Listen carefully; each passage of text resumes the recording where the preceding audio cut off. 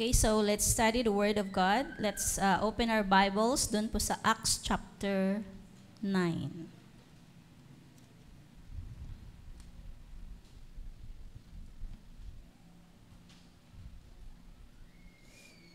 Okay, basahin po natin from verse 1 hanggang 22.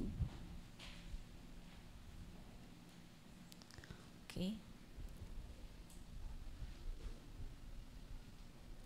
Then Saul, still breathing threats and murder against the disciples of the Lord, went to the high priest and asked letters from him to the synagogues of Damascus, so that if he found any who were of the way, whether men or women, he might bring them bound to Jerusalem.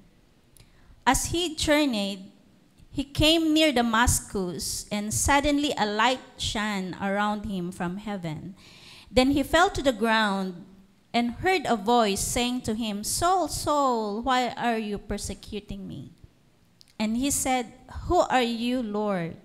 Then the Lord said, "I am Jesus, whom you are persecuting. It is hard for you to kick against the goads." So he, trembling and astonished, said, "Lord, what do you want me to do?" Then the Lord said to him, "Arise and go into the city, and you will be told what you must do." And the man who journeyed with him stood speechless, hearing a voice but seeing no one.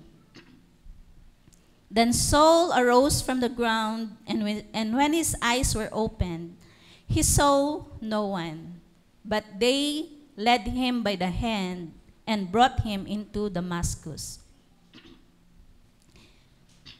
And he was 3 days without sight, and neither ate nor drank.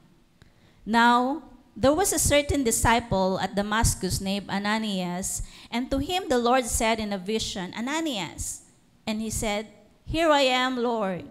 So the Lord said to him, "Arise and go to the street called Straight, and inquire at the house of Judas for one called Saul of Tarsus, for behold, he is praying.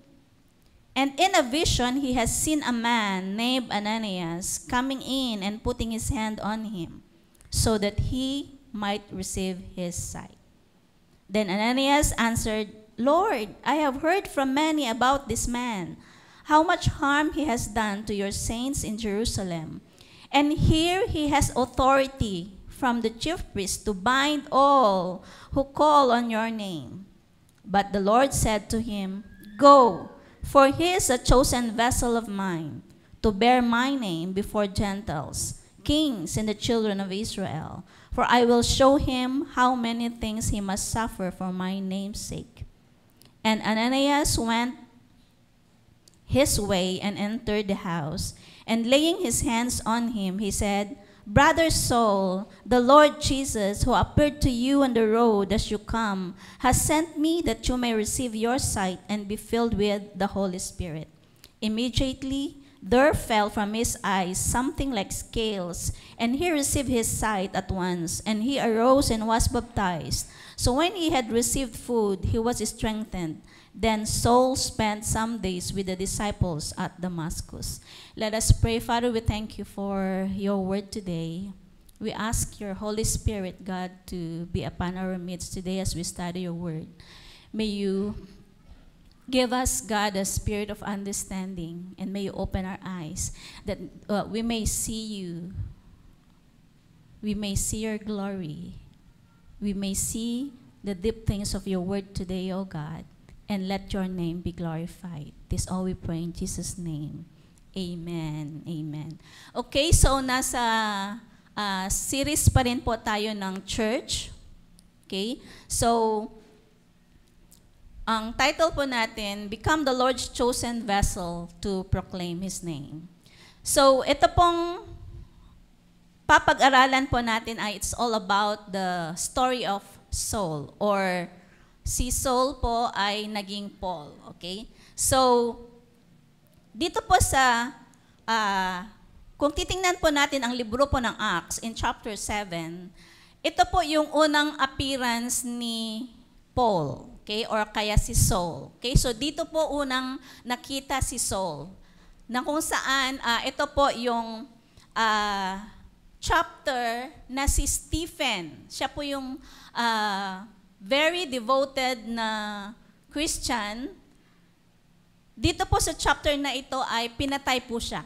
Okay, so during the time of Saul, ito pong inaaral po natin, ito po yung panahon na kung sino po yung mga makita nila na mga devoted Christians o kaya malaman nila na you believe in God or you believe in Jesus, papatayin kanila. Kagaya po ni Saul. Okay, so pinatay po si Stephen. Okay, so dito po sa time na ito, dahil nga si Saul ay isa din po siya sa mga galit, sa mga taong naniniwala sa Diyos o kaya devoted. So tuwang-tuwa siya sa pagkamatay po ni Stephen. Okay? And then we go doon po sa chapter 8. Si Saul po ay isa pong Kristiyano na talaga naman he is very devoted sa kanyang Christian life. Pero he is a Christian na nagki-create ng gulo. Okay? So he creates wide and general distraction, lalong-lalo na sa mga Christians, in all the city of Jerusalem. Okay? So, ito yung tao na, di ba, sa isang lugar meron yung alam natin na pag sinabi natin yung pangalan na yun, ay, yan yung kinatatakutan dito sa lugar na yan. So yan yung parang it's a negative identity. Okay? So ganito po si Paul. Okay? So si Saul po o kaya si Paul ay kinatatakutan po siya sa Jerusalem. Alam po nila yung kanya pong ugali, yung kanyang attitude towards the Christians. Okay? So si Saul po ay he is a very extreme man. Very extreme siya, okay? He captures Christians, kinukuha niya yung mga Kristiyano, okay? Dinadala sa high priest, dinadala sa prison hanggang sa sila ay mamatay doon. Okay? So ganito po ang ginagawa ni Saul. Okay? And then dito po sa chapter 9, ito na po yung atin pong topic. Kaya nga sabi ng verse 1, then Saul, still breathing threats and murder. Nandun pa rin yung hatred niya doon sa mga devoted Christians. Still breathing threats and murder against the disciple of the Lord. Galit siya sa mga disciples ng Panginoon. Kaya naman,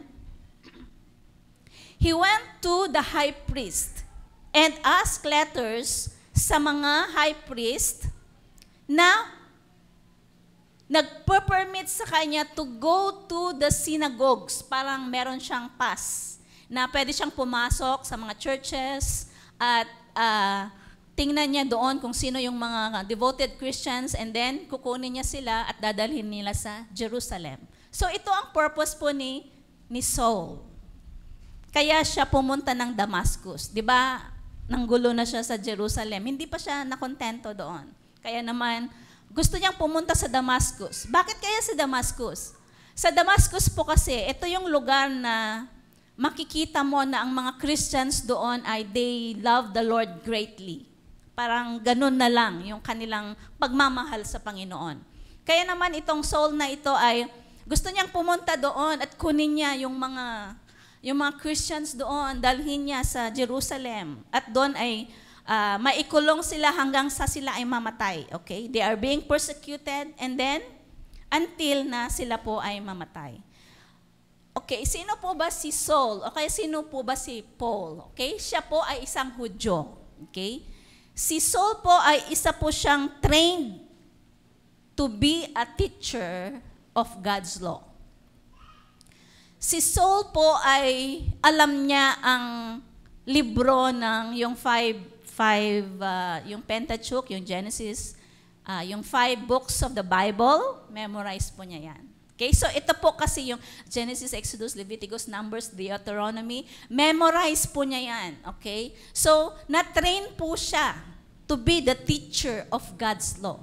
So ito pong Saul na ito ay alam niya yung libro, okay? The first 5 books of the Bible. Pero siya po ay spiritually blind. Talaga naman kung tatanungin mo saan mo makikita anong law ang apply dito, anong law ang apply dito, alam niya kung saan dun sa Bible, okay? So ganun po na-train si Saul, okay? And then, bakit kaya na this man, a Jew, trained to be the chief teacher of God's law, pero bakit kaya ganito ang kanya pong attitude towards the Christians? Dahil po, point number 1, he is living in the blindness of the law. Okay? Ganon na lang yung galit ni Saul sa mga Christians dahil po, he is living in the blindness of the law. Kaya naman, he is unable to see the Son of God. Hindi niya makita si Jesus doon sa law na alam niya. Kung ano yung law, yun. Okay? So, he's very legalistic. Kung ano yung sinabi ng libro, ng law, yun ang mangyayari. Okay? So, parang he is bounded by the law. Okay? Sabi ko nga kanina, legalistic po siya. Na even though he reads and memorizes the law, but he is spiritually blind. Pero hindi po niya naiintindihan yung truth of God's word. Kung ano ang talagang ibig sabihin ng salita ng Panginoon. He is blinded with the law. Okay? So yun po si Saul. So yun po yung si Paul. Yun po yung kanyang buhay bago po siya na-convert. Okay? And so doon po sa verse 3, as he journeyed, nung papunta na siya doon sa Damascus, suddenly a light shone around him from heaven. Then he fell to the ground and heard a voice saying, Saul, Saul, why are you persecuting me? So doon po sa pagpunta niya doon sa Damascus, na-meet niya ang Panginoong Jesus. Okay? Dahil nga, grabe itong si Paul yung zeal niya to kill the Christians. Grabe yung kanyang passion doon sa law na alam niya. Okay? Pero on his way to Damascus, na-meet niya ang Panginoon. Okay? So, nagkaroon ng, doon po sa bush, nagkaroon ng light, and then in verse 4, then he fell to the ground. Doon sa kanilang paglalakad ay may ilaw na parang tumutok sa kanya. And then verse 4, then he fell to the ground and heard a voice saying to him, Saul, Saul, why are you persecuting me? And verse 5, and he said, Who are you, Lord? So hindi niya alam, ano kaya ito? Sino kaya itong nakikipag-usap sa akin? Okay? And then the Lord said, I am Jesus, whom you are persecuting. It is hard for you to kick against the gods. And then in verse 6, so he, trembling and astonished, said, Lord, what do you want me to do? Pero tingnan po natin dito po sa verse 5. Si Jesus na ang kanyang kausap, pero hindi niya kilala. Hindi niya kilala ang atin pong Panginoong Jesus. Okay? So nakikita po natin, ito pong pagkakataon na ito ay natapos na po yung pagkamatay ni Jesus, 'di ba? Ang dami ng mga nangyari, ang dami ng mga preachings na ginawa ang ating Panginoong Jesus nung nasa lupa siya, okay? So, natapos na, even the resurrection of our Lord Jesus Christ natapos na, okay? Nung nangyari po ito. Pero bakit kaya si Saul na taga Jerusalem ay hindi niya kilala ang ating Panginoong Jesus? Okay? So, makita natin dito na si Saul talaga ay he's blinded. Hindi niya nakikita yung kung sino ang ating Panginoong Jesus. Okay? So, nung verse 6, so he trembling and astonished said, Lord, what do you want me to do? Then the Lord said to him, arise and go into the city. Okay, itong city po na ito ay yung sinasabi niya, yung Damascus. And you will be told what you must do. And verse 7, and the men who journeyed with him stood speechless. Okay? Doon po sa paglalakad nila papunta ng Damascus, hindi lang siya mag-isa. May mga kasama siya. Pero bakit si Saul lang? Si Saul lang ang nailawan. Okay? So, maging yung mga kasama nila, may narinig silang boses pero wala silang nakita. Okay? Wala silang nakikita. And then in verse 8, then Saul arose from the ground. And when his eyes were opened, nung imulat niya na yung kanyang mata, okay, he saw no one. But they led him by the hand and brought him into Damascus. And he was 3 days without sight and neither ate nor drank. Hindi niya kilala ang Panginoong Jesus. Pero dito po sa verse 3, nagpakilala ang Panginoong Jesus hanggang verse 5. So, dahil nga hindi kilala ni Saul ang Panginoon, nagpakilala siya. So, Jesus revealed himself as the Son of God. So, Saul thought he is serving God by killing Christians. Yung zeal niya to kill the Christians, to capture the Christians. So parang ang sa isip niya, he is serving God. He is worshiping God, pero hindi. He is persecuting Jesus. So yun po yung sabi ng verse 5. So ibig sabihin, he's missing the mark. He's missing the mark na yung parang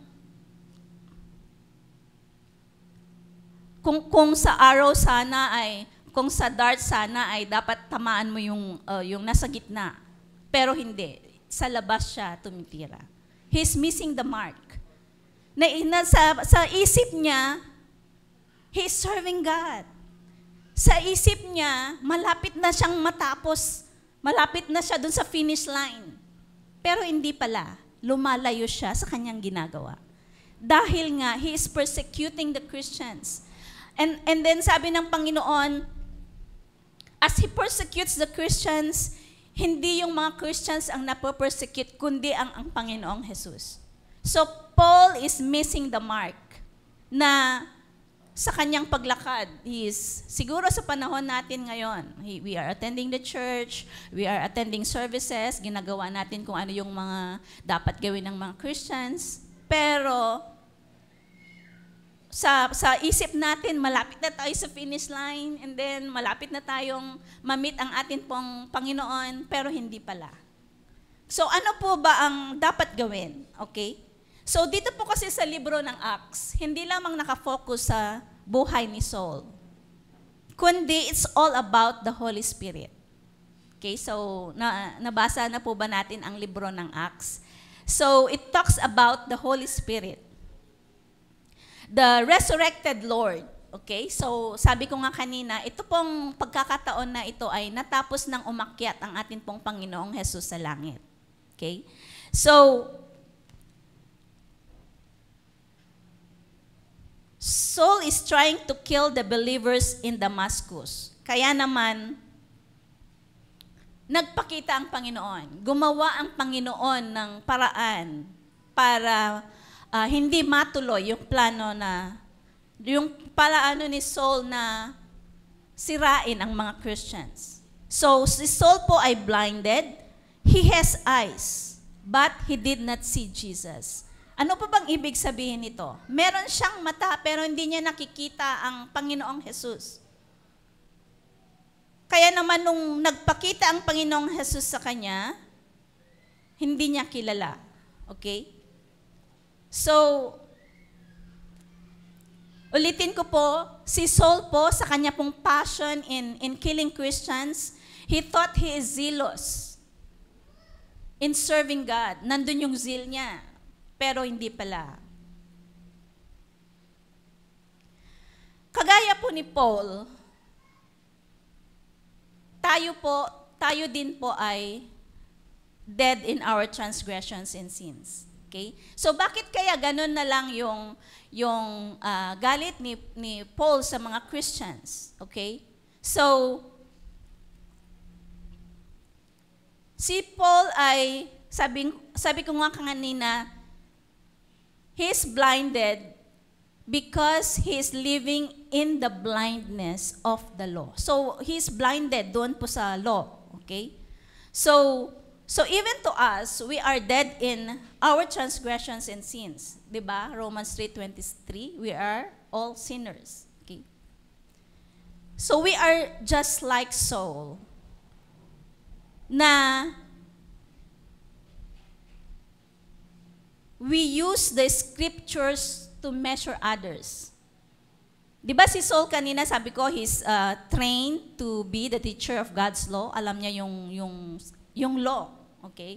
Pero bakit kaya hindi niya kilala ang Panginoong Jesus? Because of he's dead. He's living blind by the law, okay? So maging din po sa atin, we are dead in our transgressions and sins. So we use the scriptures to measure others. Maging din si Saul. He is using the scriptures of the law. He's using the law to measure others, to measure Christians. Kaya naman galit na galit siya. Okay?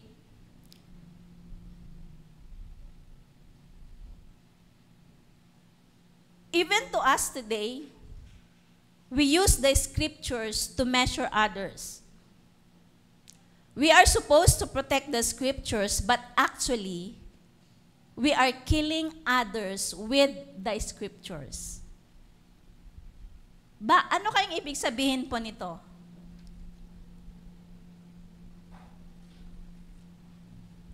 Most of us use the scriptures to judge maybe the preacher, the pastor, the leaders, and his teachings.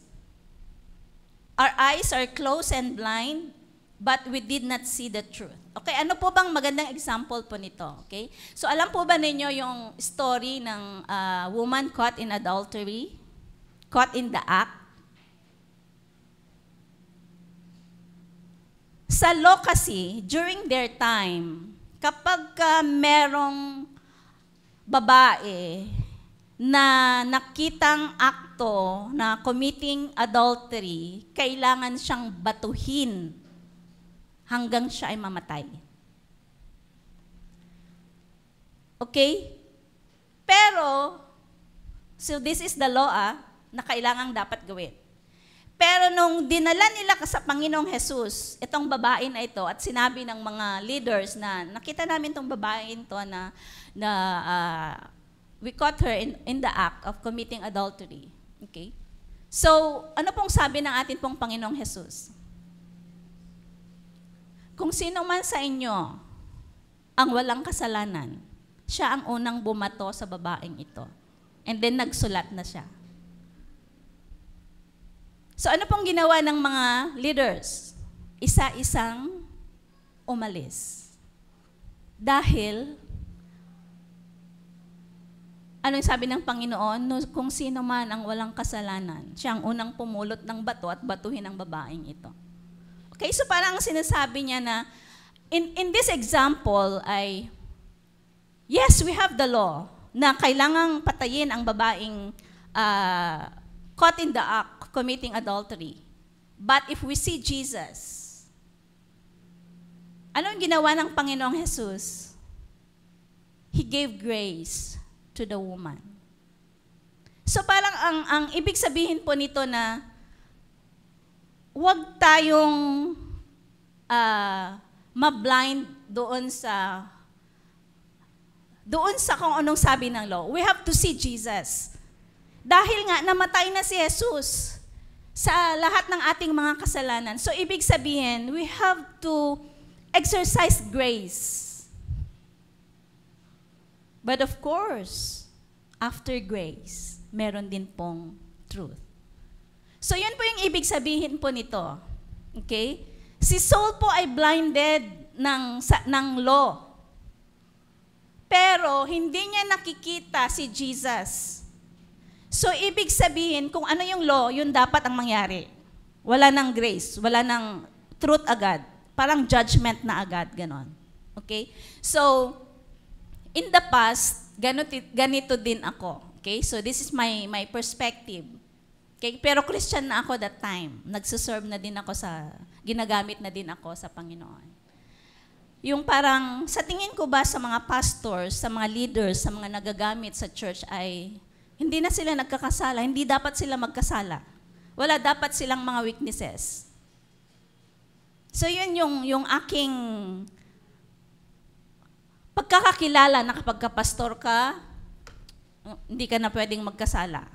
Wala ka ng weakness. Lahat pwede mong gawin. Parang ganon. So yun yung aking the way I see them. At ang isip ko noon kapag may mga nagkasala, dapat i-judge na agad. So kung siguro kung ako ang Panginoon noon, patay na lahat. Kaya sabi niya dito, so parang ito kasi si Saul di ba? Na naka-stick, parang naka-concentrate siya doon sa law. Kung ano yung sinabi ng law, yun na yun. Walang makakabali. Pero, we have to see Jesus. We have to see Jesus. So, ibig sabihin ng we have to see Jesus, kailangan tingnan natin yung ginawa ng ating pong Panginoon. So, kung we judge others with the law, parang yung law kasi parang mas malalim pa bababawin natin. We must not use the scriptures, the word of God, to measure others. Na kung nagkamali siya, yung parang kailangang bitayin na o kailangang ipunish na, parang ganon. So we have to see Jesus. Dahil kapag yun ang ginawa natin na i-judge na natin agad yung tao, pag nagkasala siya, wala nang gospel. Parang sinasabi na natin na wala nang power yung pagkamatay ni Jesus sa krus. Naiintindihan po ba natin? Nakukuha po ba natin yung gustong ipakita ng Panginoon sa atin? Yes, we have the Word of God. But we must not use this Word to measure people o kaya to judge people. We have to see Jesus. Ulitin ko po kung sinasabi po natin, we have to see Jesus. We have to see kung ano yung ginawa ni Jesus sa mga makasalanan. Na tayong mga tao na kasama doon sa grace na natanggap natin, we have also to extend grace sa mga taong nagkakasala. But of course, sabi ko nga kanina, after grace, meron din pong truth. But it is not our duty to exercise the truth or kaya judgment. Dahil ang Panginoon lang ang may karapatang mag-judge sa bawat isa sa atin. Amen? For all have sinned and fall short of the glory of God. So we have no right to judge others. Kahit na nagkakasala sila. Let us allow God to deal with them, not us to deal with these people. So let us not be blinded with the law. Dahil if we are blinded with the law, we are unable to see the Son of God. Very legalistic si Paul. Kung anong sinabi ng law, yun na yun. At dumaan din po ako dyan ng maraming beses. Hindi lang sa area ng attitude o kaya kung sa the way I see people, kundi maging din po sa area ng budgeting na isi-share ko na po yan. So we have to see Jesus. Sabihin mo nga natin sa ating mga katabi, we have to see Jesus. We have to consider Jesus always. Na si Jesus nga tinanggap tayo, sino man tayo. Ano bang meron sa atin na namatay siya? Ano bang meron sa atin na He suffered? Diba? Kung papanoorin, kung babasahin lang natin yung salita ng Panginoon, kung paano siya sinaktan, kung paano siya dinuraan, pinagsalitaan ng mga hindi maganda bago siya naipako sa krus, He don't deserve that. Tayo po dapat yon. But how great is the love of God na inako na niya yon. Wala namang something special sa atin. Pero ginawa ng Panginoon yon para sa atin. Amen? Amen. Let us not be blinded with the law, unable to see the Son of God. And let us not use the scriptures to measure others. Diba? Sabi ng Bible, ganito, dapat wag mong gawin. But we have to see Jesus. Sabi ko nga kanina, it's not our duty to judge or punish people. Trabaho na ng Panginoon yan. Okay? Dahil, kung tatanungin ko sa araw na ito, lahat na po ba ng salita ng Panginoon nagawa na natin? Palagay ko ay, we are still in the process. Amen? Kaya naman, let us ask God to humble ourselves and accept kung ano man yung mga nagawa natin. Sabi nga ng salita ng Panginoon na if we ask and humble ourselves and confess with our sins, God is so faithful to forgive us. Yes. So this is our point number 1. Let us not use the scriptures. Okay? Let us not use the word of God to measure others or to judge others. We have to see also our own issues, 'di ba? I believe na ang bawat isa po sa atin ay meron din po tayong sari-sariling issue. Okay? So wag lang yung mga kapitbahay siguro natin, yung kapatid natin sa bahay, okay? Yung mga kasama natin sa opisina, yung mga those who are in authority, lalong-lalo na ngayon at grabe yung nangyayari. Let us also see our own issues. Amen? Amen? Wag po tayong maglagay ng hatred sa puso po natin, okay? Because if we have God and we have the Holy Spirit, of course there is always love in our hearts, okay? Okay, so that is our point number 1. And then,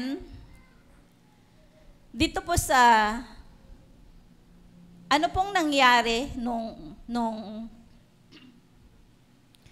Verse 9, and he was 3 days without sight, and neither ate nor drank. And then, let us continue. Dito po sa verse 10, ang sabi niya po dito, now there was a certain disciple. Okay? So, sino po yung disciple na yan? Si Ananias. Okay? Si Ananias po ay nagpipray. Okay? Doon po sa Damascus yan. Okay? So, nung siya po ay nagpipray, kinausap siya ng Panginoon through a vision. And sabi po ng Panginoon, verse 11, pumunta ka doon sa street na ang tawag ay straight, okay? And inquire at the house of Judas. Doon sa bahay ni Judas ay merong isang tao, okay? Siya po si Saul. Ano po ginagawa ni Saul doon? Nagpipray din po siya. Okay? Si Saul po ay nagpipray din. And then, anong nangyari? Verse 12. And in a vision, kinausap din siya ng Panginoon through a vision. Paano kinausap ng Panginoon si Ananias? When Ananias was praying, kinausap siya ng Panginoon through a vision. Si Saul din po. Okay? So, tingnan po natin how God works in prayers. Okay? How God talk to people. Okay? And then, si Saul, doon po sa bahay ni Judas, nagpipray din si Saul. And then, in a vision, he has seen a man named Ananias. Okay? Di ba? nagko-confirm. Pinakita ng Panginoon kay Saul na may paparating na Ananias. Okay? May nakita siya in a vision na si Ananias, pinapatong niya yung kanyang kamay sa ulo niya. Para, anong mangyayari? So that he might receive his sight. And, okay, verse 13. Doon po muna sa story ni Ananias and Saul. Okay, nakita na po ba natin paano makipag-usap ang Panginoon? Kapag may sinabi siya sa isa, i-confirm niya doon sa isa. Okay? This is how God communicate to people. At kung ganun makipag-usap ang Panginoon sa kanila, ganun din po sa atin. Amen? Because He is the same yesterday, today, and forever. Okay? So, this is the best example of praying. Lalong-lalo na kapag nagpipray kayo ng mga partner. Diba? Pinagpipray mo siya. Okay? Kung will ng Lord, magko-confirm siya dun sa tao. Okay? Pero kung walang confirmation, wala. Hindi siya. Okay? So, ganun po makipag-usap ang Panginoon. Even sa panahon po natin ngayon. Okay? Magko-confirm ang Panginoon. Okay? Hindi lamang sa mga partners, kundi even to issues ng life natin. Okay? So, ano ba yung mga everyday life natin? Yung mga ano pang mga magandang example? Okay? Like may mga nilalakad tayong mga papers. Okay? Makikipag-usap ang Panginoon. Kung nagpipray ka, makikipag-usap din ang Panginoon dun sa mag-a-assist sa'yo. Okay? So, ganun ako pagka may nilalakad akong mga papers sa mga agencies. Okay? So, pagpipray ko na Lord, prepare the person na mag-a-assist sa akin and I pray for favor. So, pipiliin na ng Panginoon kung sino doon sa opisina na yon na mag-a-assist sa akin so that I will receive favor. Okay? So yun po. Okay? And, okay, so verse 13, ano ba bang reaction ni Ananias? Natakot siya. Nag-resist siya doon sa sinasabi ng Panginoon. Diba? Sabi nga niya doon sa verse 10 na pumunta ka doon. Verse 11, pumunta ka doon sa bahay ni Judas. May nag-aantay doon na Pablo, na Saul. So sabi ni Ananias, verse 13, Lord, I have heard from many about this man, how much harm he has done to your saints in Jerusalem. Alam ko kung paano niya patayin at pahirapan ng mga Christians. At sabi niya, verse 14, meron siyang authority from the chief priest to bind all who call on your name. But, verse 15, the Lord said to him, Go, for he is a chosen vessel of mine to bear my name before Gentiles, kings, and the children of Israel. For I will show him how many things he must suffer for my name's sake. Kaya naman, pumunta po si Ananias sa bahay ni Judas, ni Judas, and then, makita po natin yung change of heart ni Ananias, di ba? Nung una, nag-resist siya. Ayoko, Lord, baka patayin ako. Okay. Kayo ba naman, papupuntahin dun sa tao na naghahanap sa'yo o napatayin ka? Gusto mo ba yon? Ipag-pray mo para gumaling. Siguro ang isip natin, ayoko nga, buti nga sa kanya. Di ba? Pero makita po natin how God moved, how God changed hearts. Si Ananias kasi ay Christian siya. So ibig sabihin, meron siyang relationship sa Panginoon. Nakikita niya at naiintindihan niya yung puso ng Panginoon. How He loved Saul. And that kind of love na-receive din ni Ananias. Na kahit na ganun yung ginagawa ni Saul sa mga Christians, pumunta pa rin si Ananias. Okay? So, ano pong sabi ni Ananias? Brother Saul. O, di ba? Parang kapatid. Sabi niya, ayoko nga pumunta doon. Pero ngayon, tinawag niya siyang kapatid. Di ba? Brother Saul, the Lord Jesus, who appeared to you on the road as you come, has sent me, that you may receive sight and be filled with the Holy Spirit. In order for us to see Jesus, kailangang gumaling tayo sa ating mga hurts, sa ating mga pains, sa ating hatred, magkaroon tayo ng forgiveness, anumang ang mga negative things na nasa puso natin. And then after that, we have to be filled with the Holy Spirit. Doon na lamang po natin mararamdaman at makikita ang Panginoong Jesus in every issue or in every situation ng ating pong buhay. Amen? Doon lang po magkakaroon na maiintindihan natin ang mga tao. Okay? Yung hindi natin gagamitin ang salita ng Panginoon to judge people. If we are being healed from everything that is in our hearts at ma-feel tayo ng banal na espiritu, doon lamang natin magagawa yung sinasabi ko kanina na we have to see Jesus. We have to see Jesus. Tsaka lang po tayo makakapagbigay ng grace kapag we are free with pain, with hurts, hatred. At syempre, pag nawala yon and we are being filled with the Holy Spirit, ano pong meron tayo? Of course, the fruit of the Spirit, love, joy, peace, patience, kindness, self-control, gentleness. So, magagawa na po na natin yon. Kaya naman yung point number 2 po natin, we will be able to proclaim Jesus as the Christ in the light of the resurrected Lord. So makita po natin si Ananias. Ginamit siya ng Panginoon in order for Saul to be converted, to be healed sa kanyang hatred, at mawala yung kanya pong blindness, and be filled with the Holy Spirit. And then verse 18, immediately there fell from his eyes something like scales, and he received his sight at once, and he arose and was baptized.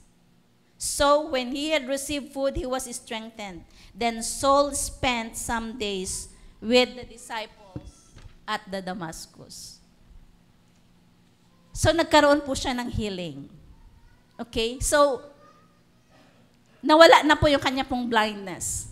Kaya naman, verse 20, anong ginawa niya? Agad-agad. Talaga naman, yung zeal niya ay hindi po nawala. Pero nabago na yung kanya pong perspective. Immediately, he preached the Christ in the synagogues. Hindi na siya mapigilan. Dahil yung passion niya to look for believers na patayin ay ganun din ang nangyari. Pero may pagkakaiba. He's being filled with the Holy Spirit. Kaya ibang-iba yung power. If we are being filled with the Spirit, of course, ibang-iba yung power na meron po tayo.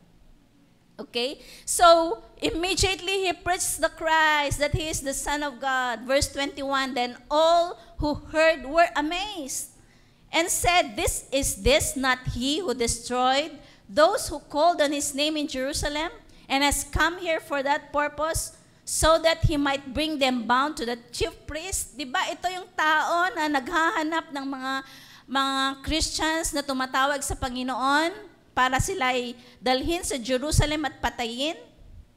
But, verse 22, but Saul increased all the more in strength, mas lalo siyang lumakas, and confounded the Jews who dwelt in Damascus, proving that this Jesus is the Christ.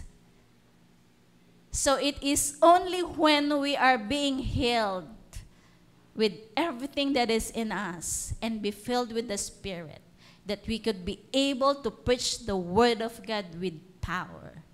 Amen? Amen. So, si Saul ay naging vessel siya. Truly, yung sinabi ng Panginoon, pumunta ka, sabi ng Panginoon kay Ananias, dahil pinili ko siya as a chosen vessel to proclaim my name. So, brothers and sisters, we pray na ang bawat isa sa atin ay maging vessel to be, to proclaim the name of the Lord. Amen? But before we can do that, ay kailangan po nating i-release yung atin pong, kung ano pong meron po tayo. Let us let go of the hatred. Let us forgive doon po sa mga nakasakit sa atin. Let us forgive and forget. And then let us ask the Holy Spirit to fill us. Amen? Amen. Okay, so as I end, gusto ko pong i-share yung akin pong very short testimony. So ito pong nangyari kay Paul, yung kanya pong pagiging legalistic, ay ganun din po ako. Grabe yung aking pagka-legalistic. Na kapag ito yung sinabi ng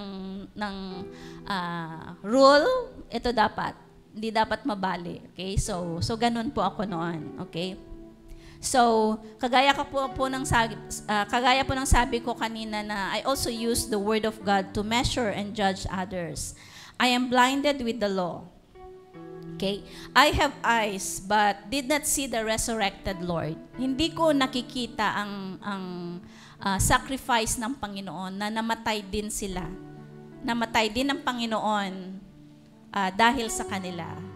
I thought my eyes were open when I started to serve God, but I did not see Jesus, the resurrected Lord. I did not see the Lord as a great high priest.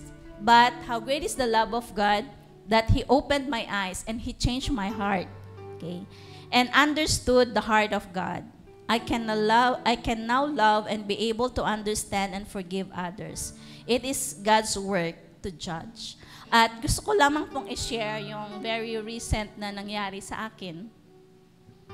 Ugali ko kasi na before the end of the day, i-open ko yung akin pong GCash account to see kung may mga nagpadala ng mga offerings at kailangan kong i-record agad.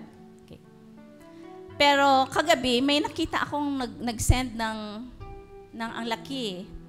Hindi ko kilala. Tinanong ko pa kina Pastor at Ate Claire. Hindi rin nila kilala. So, minessage ko. Ang ginagawa ko kasi, pag hindi ko kilala yung nagsisend, minimessage ko siya. Tinatanong ko, para saan ba ito? Is this for tithes or is this for offering or something else? So, nung minessage ko siya, bigla siyang tumawag. And then sabi niya, ay, ma'am, sabi niya, na wrong send ako. Sabi niya, wrong send daw siya, pero malaking amount po ito. Pero 2:00 pa yun ng kahapon. Pero hindi niya ako tinawagan. And then, ay ganon, sabi ko, ba't hindi mo ako tinawagan? Sabi niya, nag-travel pa daw siya. So nung sabi niya, pambili daw yun ng gamot. Okay, so parang nakonsensya naman ako. Sabi ko, di paano yan, ibalik ko na lang. Sabi niya, ay ma'am, ibabalik mo po? Sabi niya, parang very siya na parang in his mind, nung na-wrong send siya, parang wala na sa kanyang isip na maibalik. Okay? So parang hindi niya sinabi doon, ibalik mo ma'am, balik mo ganito. Pero wala siyang attitude na ganon. Pero nung nag-uusap na kami ni na Pastor at ni Ate Claire, sabi niya, ay kailangan nating ibalik kasi nga pambili pa yun ng gamot. So, yun, ibinalik ko. And then sabi niya, sobrang nagpasalamat pa siya sa akin. At malaking tulong daw yun. So parang ako pa yung nakatulong sa kanya. Ganon.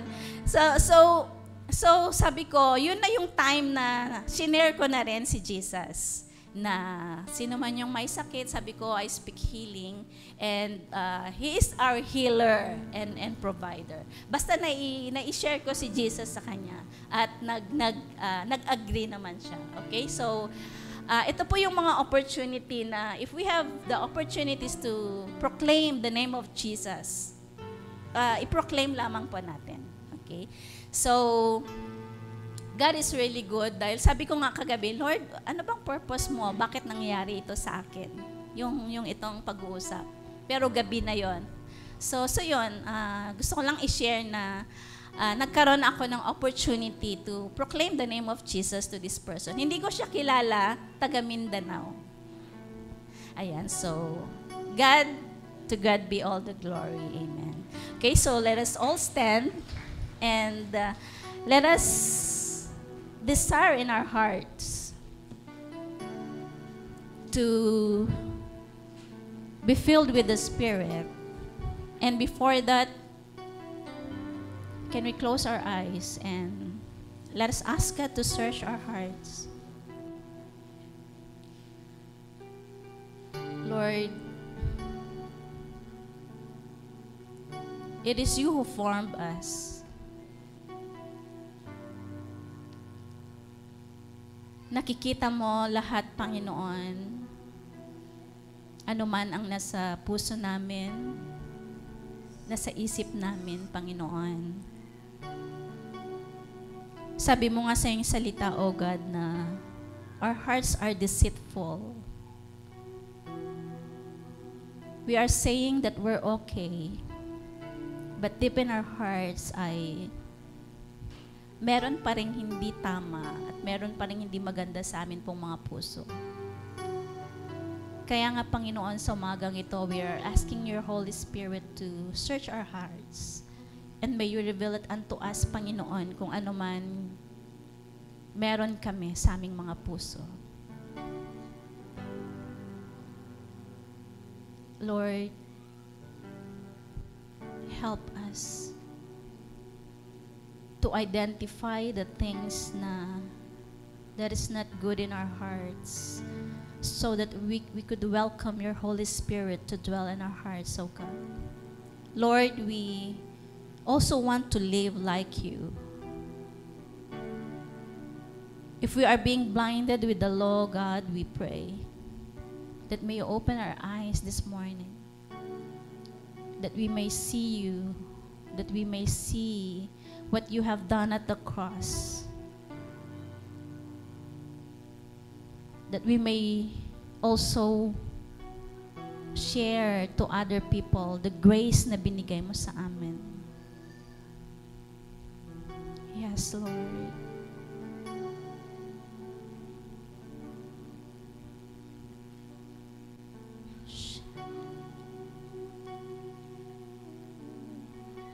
If the Holy Spirit is revealing unto us kung ano mang meron sa puso natin, let us ask for forgiveness.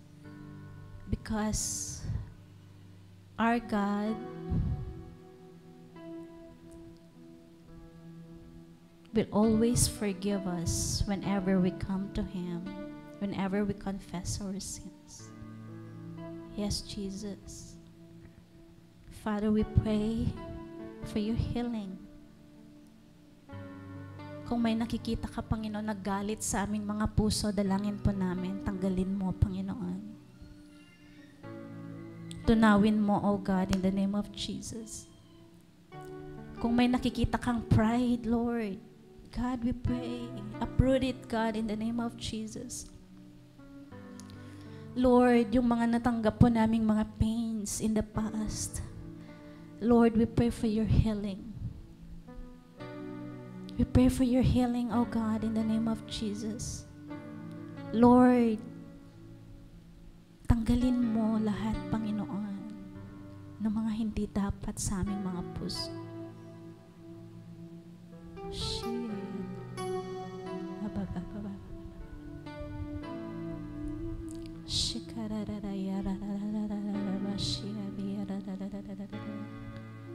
Holy Spirit, Holy Spirit. Yes, Lord. Thank you, Jesus. Thank you, Jesus. Thank you, Jesus. Thank you for your love. Thank you, Lord, for guiding us. Thank you, Lord, for helping us. Thank you, Lord, for leading us, Lord. And God, we pray, may you help us, Lord, to be a vessel worthy to proclaim your word, O God. And now, Lord, we pray, may you fill us with your Spirit. Fill us, fill us, fill us, Lord.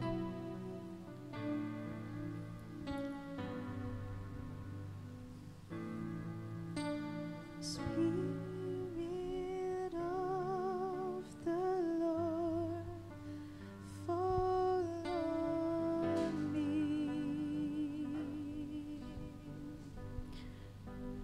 As you sing this song, let us desire to be filled with the Spirit.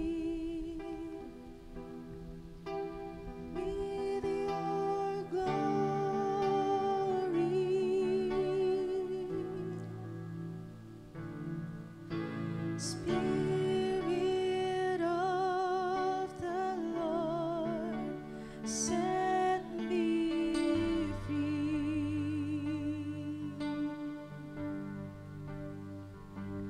and fill me with your glory. Yes, let's sing it from the beginning. Spirit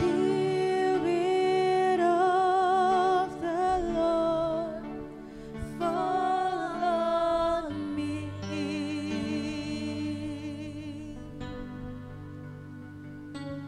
and fill me with your glory.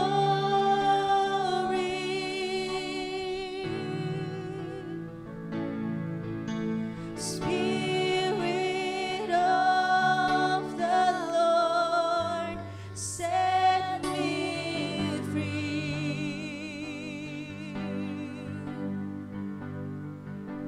and fill me with your glory. As you sing this song, can we all raise up our hands?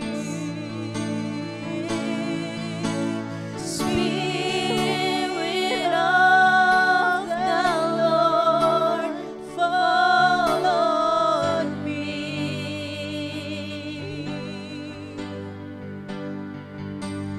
and fill me with your glory.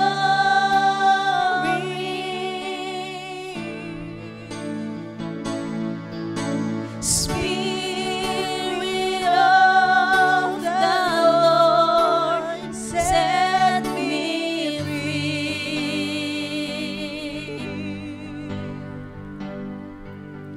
and fill me with your glory. Yes, one more time. Let's sing it. Spirit of the Lord. Spirit of the Lord, fall on me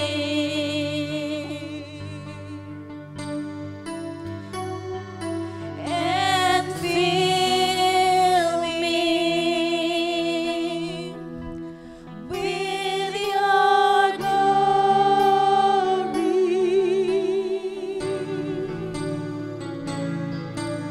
Spirit of the Lord, set me free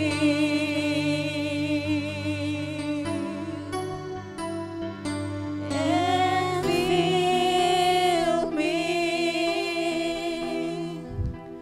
with your Yes, and for the last time now, Spirit of the Lord.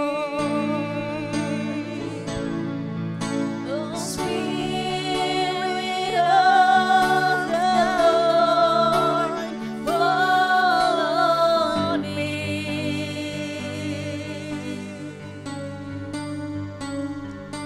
and fill me with your glory.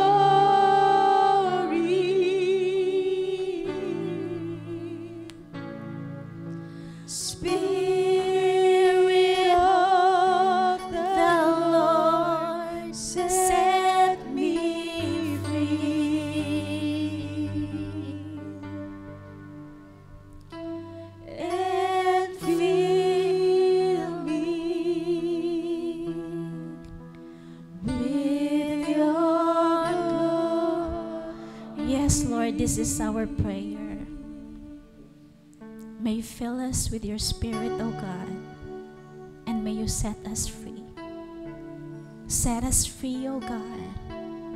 Let us open our lips and ask God ask the Spirit to set us free in whatever bondage we are in. Yes, Lord. Yes, God. Yes, Lord, set us free, Lord. Set us free. Set us free, Lord. Set us free, oh God, in the bondage of sin, Lord. Set us free, Lord, God, in the bondage of lust. Lord, set us free, Lord, in the bondage of adultery.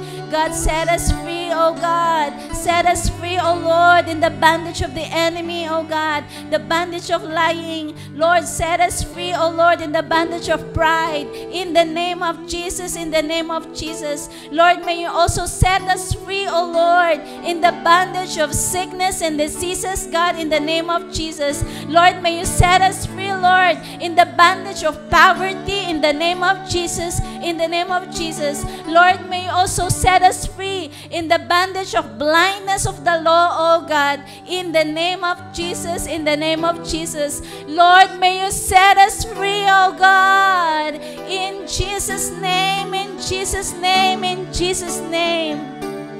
Set us free, Lord, set us free. And so, Lord God, may you fill us. May you fill us with your glory, oh God, in the name of Jesus. And Lord God, we also pray that may you empower us. May you empower each and every one of us, oh God, to witness and even to share your word and even to proclaim your name, oh God, in the name of Jesus, in the name of Jesus. And so, Lord God, we just thank you. We just thank you, Lord, for what you have done today. We thank you even for your very word na ibinigay mo sa amin, Panginoon. Lord, may you remind us always that it's not our duty to judge people, but it is your work, oh God. It is your work. And Lord, may you remind us always that we have to see you. We have to see you, Jesus, in every situation. We have to see you, Lord, sa mga taong nasa paligid po namin, Panginoon. Lord, may you also help us to give grace to people, oh God, in Jesus' name, in Jesus' name. And Lord, we thank you. We thank you, Lord, for your very word. And may you seal our hearts with the power of your Spirit upang ang mga salita mong narinig namin ay manatili sa amin pong mga puso at magamit po namin everyday ng amin pong mga buhay. In Jesus' name, in Jesus' name, in Jesus' name. And Lord, for this time, I just want, Lord God, to speak blessing upon our brothers and sisters na naririto, Panginoon. Even our brothers and sisters watching online, God, I speak blessing. I speak blessing, Lord, upon their lives. I speak blessing, Lord, upon their businesses, in their, Lord, sources of income. God, I speak blessing, Father, in the name of Jesus. I speak blessing, Lord, sa kanila pong mga pamilya. Lord, in all the work of their hands. God, I speak blessing, Father, in the name of Jesus. Sa mga nangangailangan ng breakthrough, Father God, we pray for financial breakthrough. Lord, in the name of Jesus. Lord God, I also speak healing, Panginoon, sa mga nangangailangan ng healing, Lord, sa lahat ng may mga sakit at karamdaman, Father, we speak healing in the name of Jesus, in the name of Jesus. And so, Lord God, we also pray, Father God, that, Lord, may you help us, Father, to continue to walk, Lord God, in the path of tree of life, oh God, in Jesus' name, in Jesus' name. And Lord, as we go out in this place, let your name be glorified. And to you we give all the praise, the glory, and the honor in Jesus' name. Amen. Amen. Okay, so God bless po sa bawat isa. See you again on Sunday.